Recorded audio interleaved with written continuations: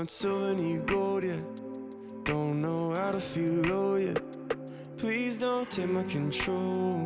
Tema, ki so rekla, da bi se tudi rada dotaknila in malo razdelila za najne poslušalce in poslušalke, je tudi medvrstniško nasilje, s čimer se prav tako soočava v najnih terapevtskih prostorih. Pa naj se gre za kakšne družine, ki se obrnejo na nas, da njihov otrok doživlja nasilja ali da je njihov otrok storilec nasilja in da je ogromno enih agresivnih recimo izpadov in da enostavno ne vedo več, kaj narediti, ali pa konec koncev kot odrasli, ki pridejo zaradi neke druge problematike in odkrijemo, da lahko da je na vso to problematiko vplivalo neko nasilje, ki so ga doživljali recimo v osnovni šoli. Ko prav rečejo odrasli ljudje, da osnovna šola jim je bila pekel in so absolutno neke posledice, ki jih je vso to trpljenje pustilo na njihovo življenje danes.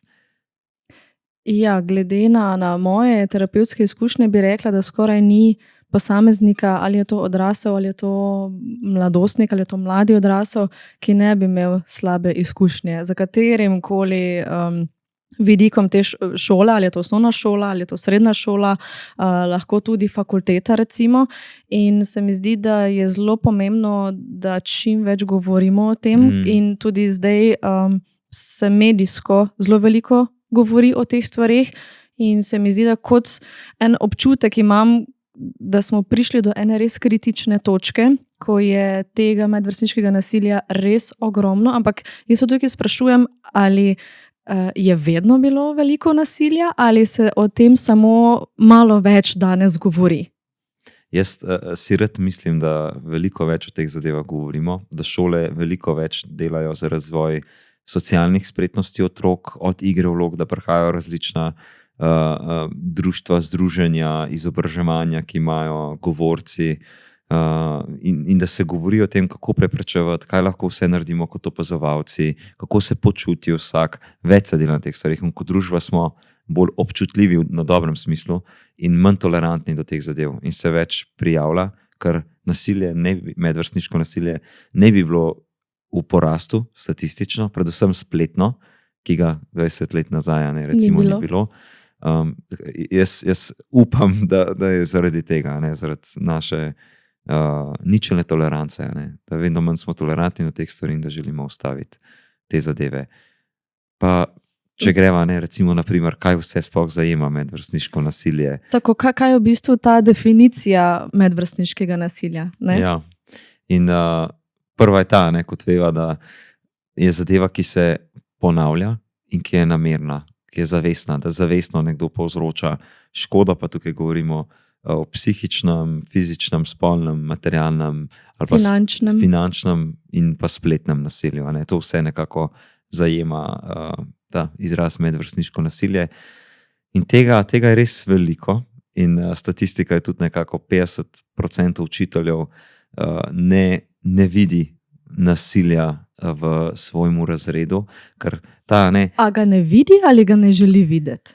To je zelo odvisno, ampak je kompleksno, ker rečemo psihično nasilje, če gremo prav na šole, če nismo najbolj pozorni, ga hitro lahko zgrešimo, da se recimo tam ena punca bolj umakne v svoj svet, ker naenkrat sama je, nima nobenih znakov fizičnega nasilja, nobenega prerivanja, ni bilo nobenega tepeža med sovrstniki, ampak je kar naenkrat umaknjena, pa ocene začnejo padati, moči začne posteljo doma, če imamo nek primer, po bistvu je tam ena huda manipulacija in zavračanje strani njenih sošolk. Ampak recimo šola take mladostnike ali pa otroke vidi kot zelo take nemoteče, torej ti otroci, ki verjetno doživljajo medvrstniško nasilje in recimo to čutijo zelo na nekem čustvenem oziroma psihičnem nivoju in ko doživljajo takšne simptome, kot si jih opisal, so tako nemoteči za razred, ne prekinjajo pouka, ne prekinjajo učitelja, sledijo, so tiho. V bistvu so mladostniki ali pa otroci, da jih sistem ali pa šola ali pa učitelji sploh ne opazijo. In kvečemo lahko rečejo, ja, sej s to punco pa ni nobenih težav, je pa pridna, sodeluje, tako, je tiho, tako. Ampak v resnici pa lahko se v tej punci res prav težke stvari dogajajo. Ja, nažalost so veliko krat spregledane ravno te zadeve in jaz zelo razumem tukaj učitelja, ne, da je cel razred in treba se držati kurikuluma in poučevanja in najbolj moteče stvari so ta glasne, ne, in od pretepi do zmerjanj in vse to, ki tam leti, te tihe zadeve so pa hitro zgrešene, ki pa imajo prav tako lahko zelo hude dolgoročne posledice. Imaš kak primer, s katerim si se recimo soočala? Ja, v bistvu res v terapevtskem primeru sem imela eno punco, ki je prišla recimo že kot odrasla, torej mlada odrasla punca in je bila v osnovni šoli 2 leti in še v srednji šoli 2 leti, torej skupno 4 leta žrtev medvrstniškega nasilja.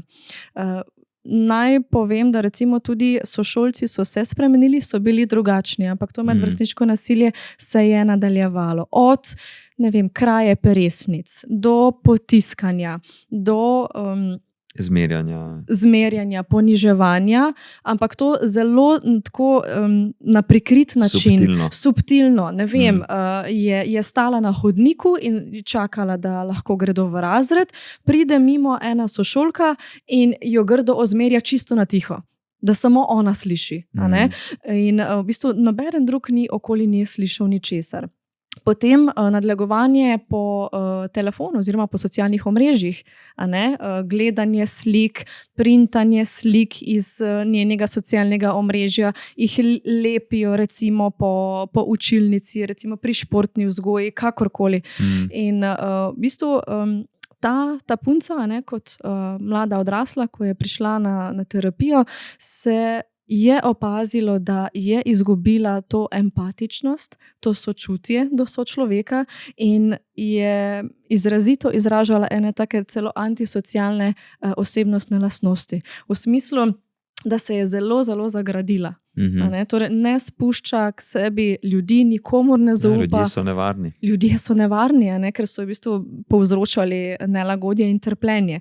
S tem, da recimo ta punca tega ni morala nikomur povedati. Nikomur.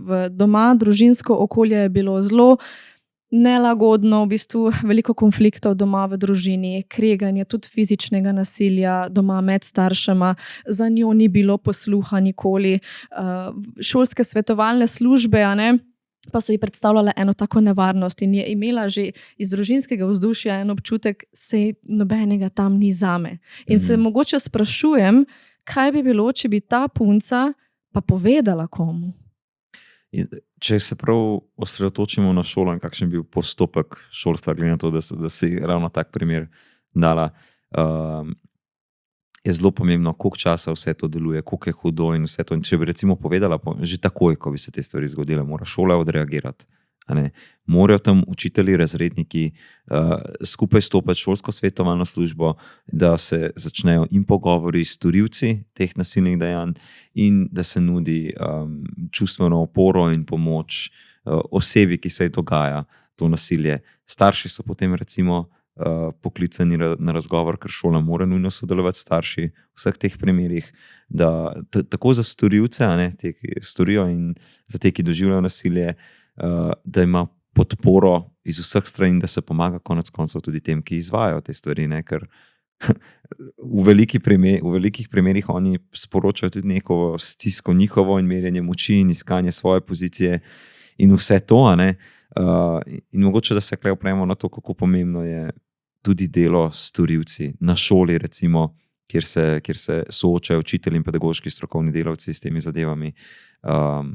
Pa to ne pomeni, da mi ne smemo, da mi tukaj pustimo, da so te meje podrte. Mi moramo držati to mejo in jih držati odgovorne za te stvari, ampak tudi nuditi neko sočutje tudi njima, neko spoštovanje in da obsojamo dejanje, ne pa same osebe, ki to povzroča. Ja. Zdaj recimo iz mojih primerov terapevtskih, kar se medvrstniškega nasilja tiče, največkrat, sploh pri mladostnikih slišim, če bom jaz povedal, da se meni nekaj dogaja, ali pa da, ne vem, en fant meni nagaja, ali pa da mi je naredil, ne vem, to in to, da mi je ukradel torbo, da, ne vem, mi je skril copate, da me je potisnil, da mi je, ne vem, uničil kosilo, recimo, ne vem, ali pa da mi je ukradel kosilo, da sem si kupil sendvič za malco in mi ga nekdo ukrade. A ne?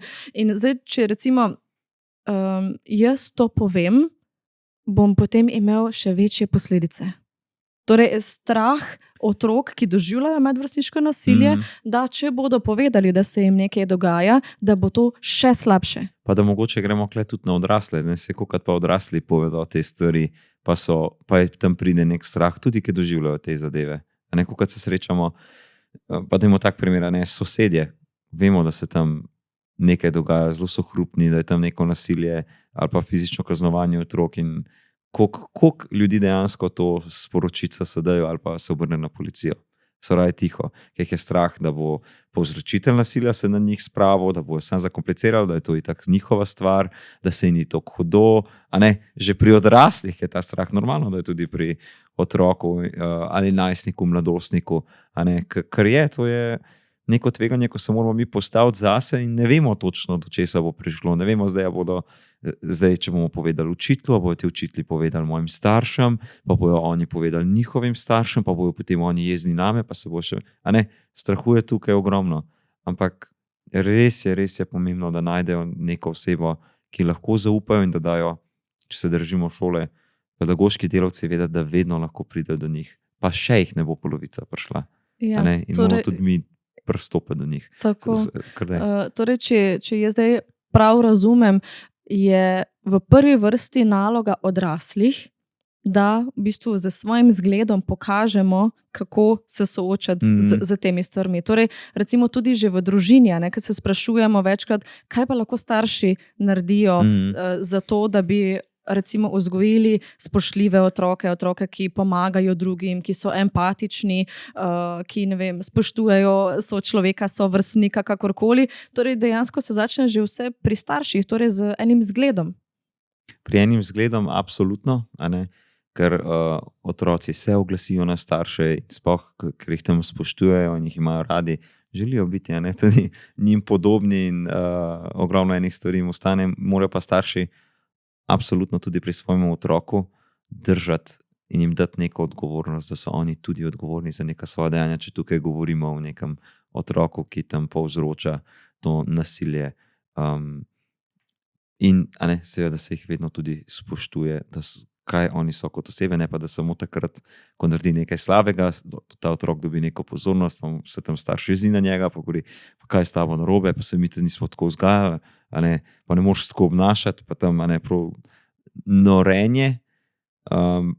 In mi terapeuti večkrat rečemo, to je klic po odnosu tam tega otroka, ki recimo dela takšne stvari in opozarja nase. Zato, ker dobi tak odziv močen od starša, sam takrat, ko ga razjezi. Če damo ta primer prav. Ja. Tako. Mogoče eno tako specifično vprašanje.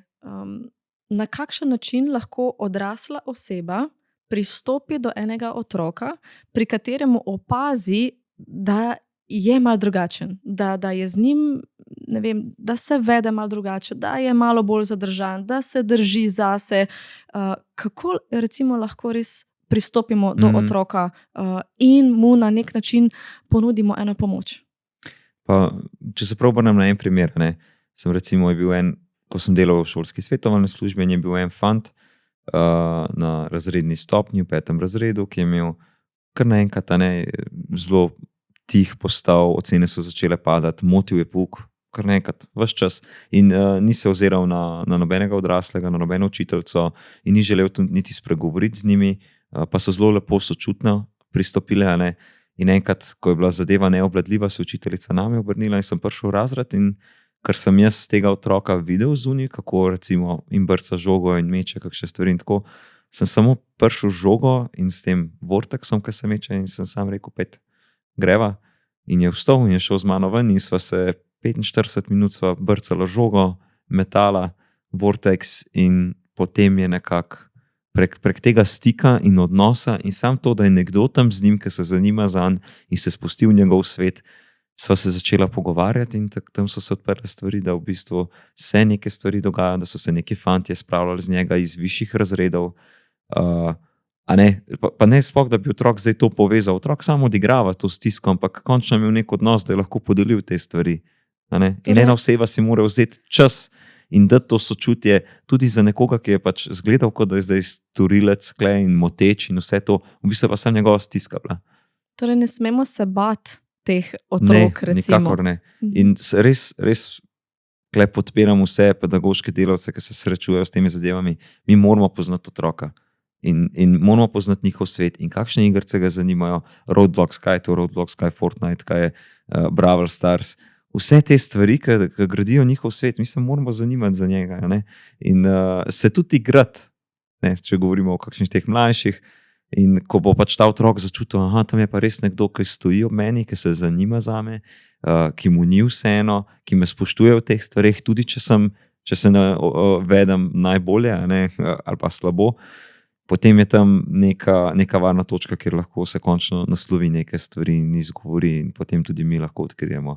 In res vsak ta primer medvrstniškega nasilja je treba raziskati, kaj se tam dogaja. Vsak je malo drugačen, ne, kot vsak posameznik, vsak odnos in tudi vsak tak primer. No. Ja. Moramo se poglobiti v te stvari in bi rekel, odnos je tista glavna stvar. Ja, torej, če mogoče v zaključku zdaj strneva, če recimo smo posameznica, ki se soočamo z medvrstniškim nasiljem, povedati, absolutno ne držati v sebi, a ne? Lahko mogoče, ne vem, tudi eni sosedi, če je to ena zelo, ne vem, sočutna gospa in ne vem, je vedno nasmejana in taka topla, v bistvu vsaj nekomu povedati, če že ne moremo doma povedati, spregovoriti o tem, ali mogoče tudi ne v šoli, ampak poiskati vsaj eno odraslo osebo in povedati, kaj se nam dogaja.